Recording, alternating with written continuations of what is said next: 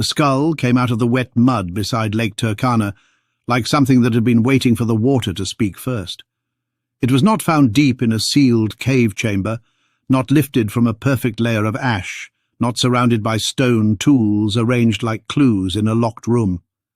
It was exposed near the fresh springs of Eliye, on the western shore of the lake, where water, sediment and time had already disturbed the scene before science arrived. The back of the skull was protruding from the beach deposit, while the rest was still buried in saturated earth, as if the lake had pushed part of an ancient face back toward the world and then stopped halfway. From the beginning, that was the problem. The fossil was extraordinary, but the setting was broken. The skull had survived, but its original layer had not, and in human origins, a skull without a secure layer is like a witness with a damaged memory. It can tell you what it is, but not easily when it lived, where it belonged, or which human story it was part of. The name given to it was KNMS 11693, but the colder catalogue number never captured the unease of the fossil. Eliye Springs was a skull from Africa that refused to behave like a simple African fossil. It had a large brain case, a broad and low vault, a powerful architecture, and a strange blend of archaic and modern traits that made it hard to place even under the categories available at the time. It was described as archaic Homo sapiens, then treated through the wider language of Middle Pleistocene African humanity, the same broad zone that often absorbed puzzling skulls such as Kabwe, Bodo, Ndutu, Florisbad, Omo II, and Laetoli 18. That was where things stood. Africa had strange skulls, Asia had strange skulls, Europe had Neanderthals, and Denisovans, once they were discovered, seemed at first to belong mostly to a genetic shadow in Asia. But the famous thing you thought you knew has been remeasured, and every better measurement makes the story stranger. The skull from Eliye Springs was not simply another African archaic. It was a warning that the African Middle Pleistocene was never as clean as the textbook tree made it look. Few people realize how disturbing the first description of Eliye Springs already was. The skull was broad in a way that set it apart from other African fossils. Its greatest breadth sat very low, near the supramastoid crests, giving the vault a wide, flattened, heavy configuration, rather than the high, rounded architecture expected in later Homo sapiens. Its preserved length was substantial, its height was low relative to its length, and its estimated brain capacity fell around 1,300 to 1,450 cubic centimeters, putting it within the broad range of large-brained humans, but not giving it a fully modern shape. That is the trap with this fossil. A large brain by itself solves almost nothing. Human origins is full of skulls that carry large brains inside faces, brows, vaults, and bases that point in several directions at once. Eliye Springs had a brain size that pulled it toward Homo sapiens, but its vault form pulled backward into something older, wider, and more primitive. It did not look like a neat ancestor. It looked like a survivor from a population whose name had not yet been invented. The dating deepened the problem rather than resolving it. Because the skull came from reworked deposits, it could not be locked securely into its own original geological layer. The fossil was heavily mineralized, and nearby animal bones were mineralized in a similar way, but the immediate animal evidence did not provide a clean extinct fauna that could fix the skull in time. Later comparisons placed it broadly around 300,000 to 200,000 years ago, the dangerous zone in African paleoanthropology, where almost every category begins to tremble. This is the age range of early Homo sapiens at Jebel Irhoud, of other archaic African fossils, of populations spreading, mixing, splitting and vanishing before the later human world took shape. If Eliye Springs belongs near that range, then it sits inside the same evolutionary storm that produced early modern humans, late archaic Africans, and perhaps lineages that were never supposed to be in Africa at all. The answer was not a date. The answer was a window, and inside that window the skull became harder to explain, not easier. There is a thing that happens in paleoanthropology when a fossil is difficult. It gets placed inside a broad category until better evidence arrives. The category becomes a storage room. Archaic Homo sapiens became one of those rooms, Homo heidelbergensis became another. Middle Pleistocene Homo became another still. Each phrase sounds precise, but often it means that scientists are looking at a skull that carries too many traits for a simple name. Eliye Springs was placed in that world because it had to go somewhere. It was African. It was large-brained. It was not Homo erectus in any straightforward sense. It was not a classic Neanderthal. It was not a fully modern Homo sapiens skull. So it entered the crowded space of African archaic humanity, a place full of fossils that seem related, but never quite in the same way. Now consider this. In Asia, another skull sat at the center of a different mystery. The Dali skull from China, around the same broad Middle Pleistocene world, had long appeared as one of those fossils that seemed to blur lines between archaic and modern. It was large-brained, robust, and strangely intermediate, with a face and vault that did not fit comfortably into the old story of Homo erectus simply giving way to modern Homo sapiens. Then came Harbin, the so-called Dragon Man skull, discovered in northeast China, hidden away through a dramatic personal history, and eventually studied as one of the most complete archaic human skulls ever found in East Asia. Harbin looked massive, wide-faced, heavy-browed, and large-brained. It was first pushed into its own proposed species, Homo longi, as if the skull demanded a new label, because the old ones had run out of room. Then the molecular evidence changed the room itself. Harbin was not just another mysterious Chinese skull. Protein evidence and mitochondrial DNA from dental calculus tied the Harbin individual to Denisovans. Suddenly the ghost population had a face. Denisovans had been known through fragments, teeth, bone pieces, genomes, and genetic traces in living peoples, especially across Asia and Oceania. They had been a people with enormous consequences but almost no visible body. Harbin changed that. Once the Harbin skull entered the Denisovan orbit, every other large-brained, broad, archaic skull in Asia had to be reconsidered. Dali no longer looked like an isolated puzzle. Other Chinese fossils no longer looked like evolutionary noise. The Denisovan body plan began to come into focus, and that body plan was not small, delicate, or marginal. It was large, broad, powerful, and deeply human. That is where Eliye Springs becomes explosive. The skull from Kenya was not found in China. It was not from Siberia. It was not from a Tibetan cave or a channel near Taiwan. It came from Africa, from the shore of Lake Turkana, the symbolic heartland of African human evolution. Yet when it is placed beside Dali and Harbin, the old geographic comfort begins to break. The point is not that Eliye Springs has been genetically proven as Denisovan. It has not. The point is sharper and more dangerous. Its shape belongs inside a wider pattern of Middle Pleistocene humans that no longer respects the clean borders drawn between African archaics and Asian Denisovans. The same broad vaults, the same large cranial capacities, the same mixture of primitive and advanced features, the same inability to sit quietly inside one standard box.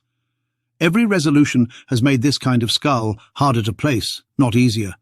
The phrase African Denisovan sounds impossible only if the old map is treated as truth. In that old map, Denisovans are an Asian sister group of Neanderthals, while Africa is the place where Homo sapiens emerges through its own internal process. But genetics has already broken that simplicity. Neanderthal and Denisovan lineages were not museum labels wandering in isolation. They were parts of an older web of humans whose ancestors split, mixed, replaced, retreated, and left signals in later genomes. Africa itself was not a sealed birthplace with one population smoothly becoming modern. It was a continent of deep structure, long separations, regional fossils, vanished branches, and repeated contact. If Asia held Denisovan populations, and if some African fossils show traits that resemble the emerging Denisovan profile more than expected, then the real question is not whether the phrase feels comfortable. The real question is why the old model made such a connection feel unthinkable in the first place. Eliye Springs rocks African paleoanthropology to its core because it attacks one of the quiet assumptions under the field, that strange African skulls are always local African archaics on the way to Homo sapiens, while strange Asian skulls are something else. That assumption works only when the fossils are kept apart. Place Eliye Springs beside Kabwe, and it becomes part of an African archaic spectrum. Place it beside Dali and Harbin, and the spectrum begins to look wider, older, and less African in any narrow sense. The skull from Kenya becomes a test of how much morphology has been shaped by geography in the mind of the researcher rather than by the true structure of ancient human populations. A broad African skull is called archaic Homo sapiens. A broad Chinese skull is called Homo longi. A molecular signal then reveals Harbin as Denisovan. Suddenly the African fossil that looked merely odd begins to look like evidence that the categories were too provincial from the start. The deeper you look, the more the dating problem becomes part of the mystery rather than a weakness outside it. Eliye Springs lacks the clean stratigraphic anchor that would make it easy to place in a timeline. That has always made the fossil frustrating, but it also means the skull has never been fully neutralized by a secure story. If it belongs closer to 300,000 years ago, it sits near the rise of early Homo sapiens in Africa, and near the time when multiple archaic lineages across Eurasia were also developing large brains and complex regional forms. If it belongs closer to 200,000 years ago, it becomes even more provocative, because it would show an extremely archaic, broad, powerful cranial form surviving in Africa while more modern-looking humans already existed elsewhere on the continent. Either way, the skull destroys any easy ladder. It shows that Africa was not moving in one direction at one speed. It was a continent of parallel human experiments. This is the part that makes the fossil cinematic, but also scientifically unsettling. Imagine Lake Turkana, not as the backdrop of a single evolutionary origin story, but as one shore of a much wider human world. Populations move with water, animals, climate, grasslands, and corridors. They vanish during dry phases, return during wetter phases, and carry pieces of older ancestry into new regions. A skull like Eliye Springs is not an isolated object. It is the fossilized silhouette of population structure. Its broad vault, its low profile, its powerful muscle markings, its mixed face, and its large cranial capacity are not random details. They are signals from a human group that lived in the same vast period when Neanderthals were consolidating in Western Eurasia, Denisovans were spreading through Asia, and early Homo sapiens was emerging in Africa with a body and face that still carried deep archaic inheritance. The old consensus needed clean continents. Europe had Neanderthals. Asia had Homo erectus and later Denisovans. Africa had the origins of Homo sapiens. But the fossils never truly obeyed that map. Kabwe from Zambia carried a giant archaic face and a massive brow. Bodo from Ethiopia carried a powerful African cranium with a strange position near the root of later humans. Florisbad in southern Africa combined modern and archaic features in ways that kept it difficult. Jebel Irhoud had a modern-looking face with a long archaic brain case. Eliye Springs had a wide, low vault and an upper face that could not be made ordinary. These skulls did not line up into a simple transformation. They looked like branches, cousins, survivors, and mixtures. They looked like Africa itself contained more than one kind of human. That is why pairing Eliye Springs with Dali and Harbin changes the emotional force of the fossil. Dali shows that China had large-brained, archaic humans that were never fully explained by old Homo erectus continuity. Harbin shows that at least one of these broad East Asian forms now has Denisovan molecular support. Eliye Springs shows that Africa had a skull with a surprisingly broad and low architecture in the same general human storm. The claim is not that the three skulls are identical. They are not. Harbin is much more complete. Dali has its own preservation pattern.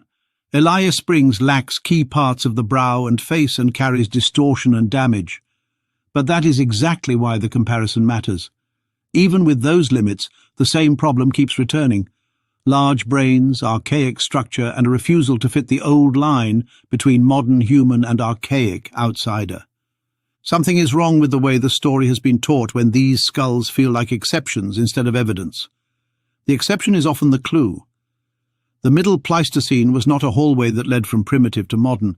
It was a maze of populations, each carrying different combinations of ancestry. Some had modern faces and archaic brain cases.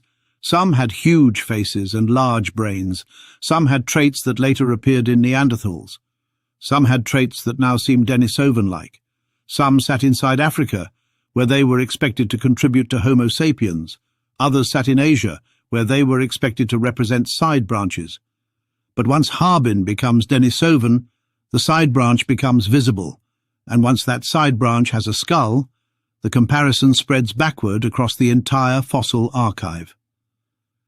The human drama behind Eliye Springs is quieter than the drama behind Harbin, but in some ways it is more haunting. Harbin has secrecy, occupation, a hidden skull, and a revelation late in the story. Eliye Springs has water, mud, and uncertainty. It was not hidden by a man, it was hidden by the lake. It was not concealed in a well. It was disturbed by waves and reworked sediments before it was found. Its mystery is geological rather than political, and yet that makes it more difficult because there is no villain to blame for the missing context. The lake took the layer. The shore altered the evidence. The fossil arrived with enough anatomy to disturb the categories, but not enough context to satisfy the gatekeepers. It became a skull with a powerful shape and a damaged timeline, which is exactly the kind of fossil that can sit in plain sight while the larger story moves around it. The latest Denisovan frame transforms that silence into pressure. If Harbin is Denisovan, then Denisovan morphology is no longer an empty placeholder. It has mass, it has width, it has a face, it has a large cranial vault and a robust architecture. If Dali aligns with that same profile, then parts of the Chinese fossil archive shift toward Denisovan identity. If Kabwe is also drawn into candidate Denisovan-like discussions through phenotype-based comparison, then Africa is already inside the argument, whether the field is ready or not. Eliye Springs then becomes a skull that cannot be dismissed as merely odd.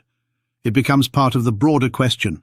Were some African Middle Pleistocene fossils linked to ghost populations closer to Denisovans than the old African origin model allowed? The cautious answer is that Eliye Springs is not proven. The stronger answer is that the old certainty is no longer proven either. That distinction matters. For a long time, fossils like Eliye Springs were interpreted through frameworks that existed before Denisovans had a face. The category system was built with missing information. It was like sorting shadows before someone turned on another light. Now the light has changed. Harbin has molecular support. Proteins and dental calculus have opened a new path where DNA alone often fails.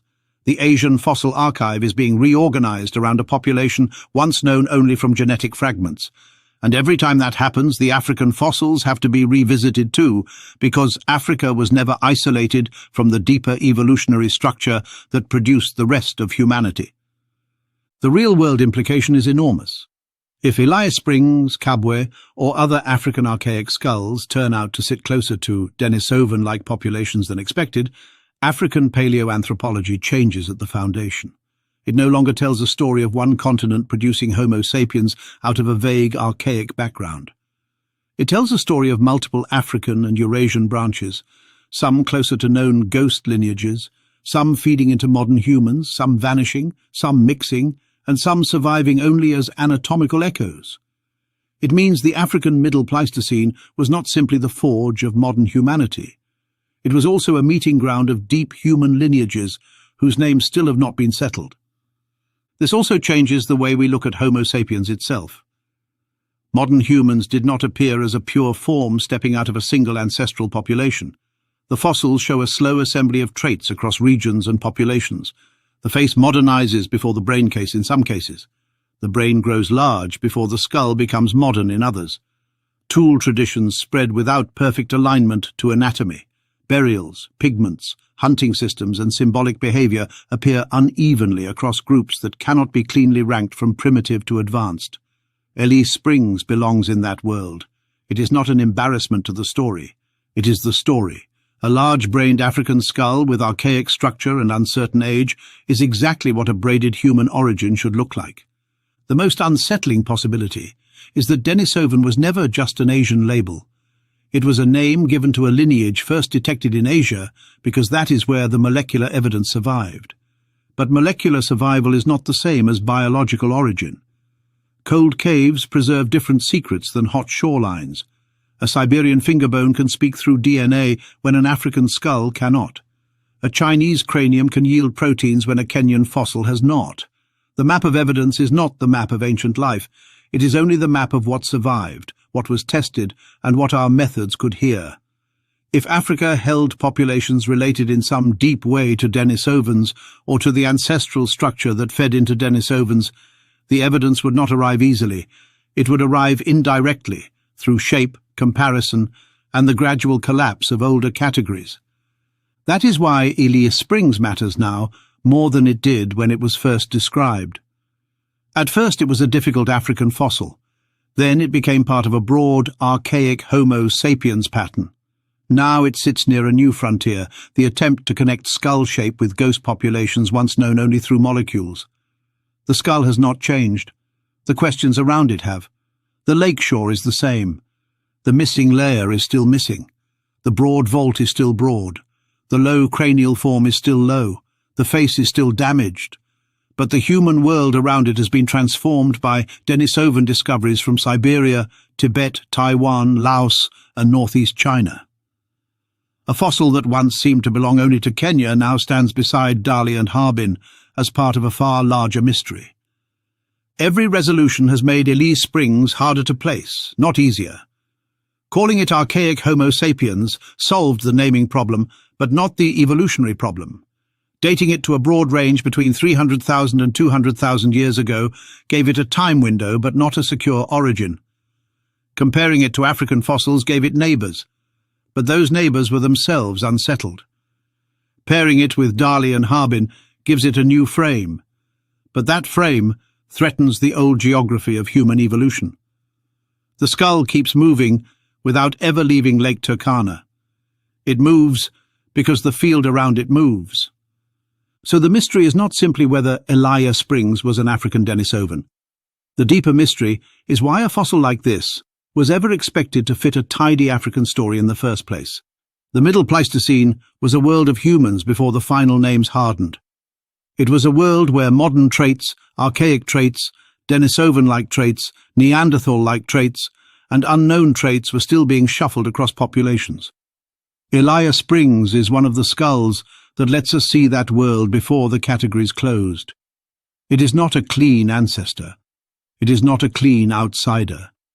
It is a warning from the shore of Lake Turkana that the human tree was never a tree in the simple sense. It was a braided river, and some of its channels ran through Africa in directions that science is only beginning to trace. And that is where the story ends. For now, with a skull from wet mud, a Chinese fossil with Denisovan molecules, a broad-faced cranium from Dali, and an African archive that suddenly looks unfinished. The next test will not only decide where one fossil belongs, it will decide whether the old borders between African human origins and Asian ghost lineages were real biological boundaries or just the limits of what earlier science could imagine. Thank you for watching. If this story changed the way you see the human past, stay with the evidence, because the deeper we look into these forgotten skulls, the less human origins looks like a simple birthplace story, and the more it looks like a lost world still waiting to be named.